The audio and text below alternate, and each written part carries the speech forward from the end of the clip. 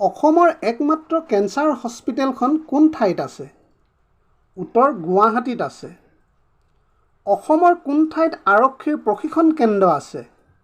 উত্তৰ দেৰগাঁৱত আছে। অসমৰ ক্ৰীড়া জগতৰ পিতৃস্বৰূপ কোন হয় বাৰু? উত্তৰ ভোগেশ্বৰ বৰুৱা। অসমৰ কয়লা খনি ক'ত আছে?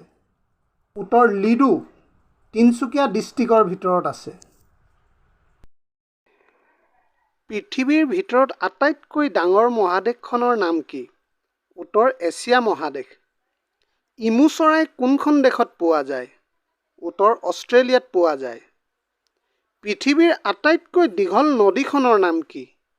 উত্তৰ নীল নদী। অসমৰ বন গৱেষণা কেন্দ্ৰ ক'ত আছে? উত্তৰ যোৰহাটত আছে। কাছাৰৰ প্ৰাচীন নাম কি আছিল? উত্তৰ হিড়িম্বা আছিল। হিউৱেন চাঙে কিমান চনত অসম ভ্ৰমণ কৰিছিল? উত্তৰ 640 খ্ৰীষ্টাব্দত। মিচিং সমাজৰ গ্ৰাম্য আদালতখনৰ নাম কি? উত্তৰ কৌবাং। কলা দিৱস কোন তাৰিখে পালন কৰা হয়? উত্তৰ 30 অক্টোবৰ তাৰিখে। শ্বিলং কোনখন পাহাৰত অৱস্থিত? উত্তৰ খাচী পাহাৰত অৱস্থিত। আলাবৈ ৰণ কেতিয়া আৰম্ভ হৈছিল? উত্তৰ 1669 চনত।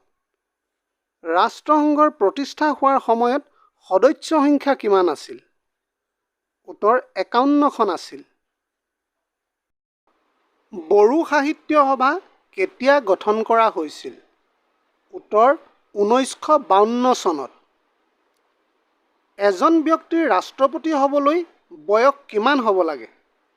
উত্তৰ 35 বছৰ হ'ব লাগে। কোচবিহাৰ জিলাৰ প্ৰথম ৰজা কোন আছিল? উত্তৰ লক্ষ্মীনাৰায়ণ। সাধাৰণ নিমখৰ ৰাসায়নিক নাম কি? উত্তৰ ছডিয়াম ক্লৰাইড। পুৰণি সময়ত যুদ্ধত কোনটো প্ৰাণী বেছিকৈ ব্যৱহাৰ হৈছিল? উত্তৰ হাতী। বিশ্বৰ সকলোতকৈ ধূমপান কৰা দেশখনৰ নাম কি? উত্তৰ চীন দেশ। অসমৰ ইতিহাসক কেইটা ভাগত ভাগ কৰা হৈছে? উত্তৰ 4টা ভাগত ভাগ কৰা হৈছে। আয়াৰলেণ্ডৰ ৰাজধানীখনৰ নাম কি? উত্তৰ ডাবলিন। য়ং ইণ্ডিয়া গ্ৰন্থখনৰ লেখক কোন আছিল?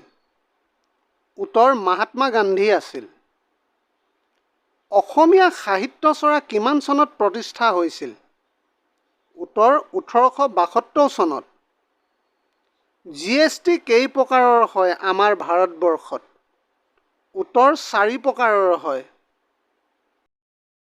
ভাৰতৰ ৰাষ্ট্ৰপ্ৰধান কোন হয় বাৰু? উত্তৰ ৰাষ্ট্ৰপতি। নামদাঙৰ শিলৰ সাঁকো কোনে নিৰ্মাণ কৰিছিল? উত্তৰ ৰুদ্ৰসিংহই। বেজবৰুৱা পদৰ সৃষ্টি কোনে কৰিছিল? উত্তৰ ৰুদ্ৰসিংহই। ভাস্কো দা গামা ভাৰতলৈ কেতিয়া আহিছিল?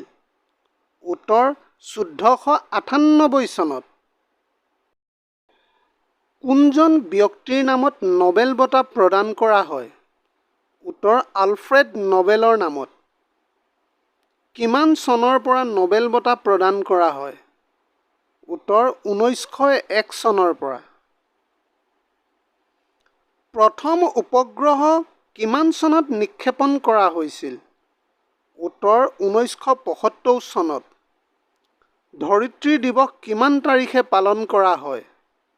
উত্তৰ 22 এপ্ৰিল তাৰিখে পালন কৰা হয়।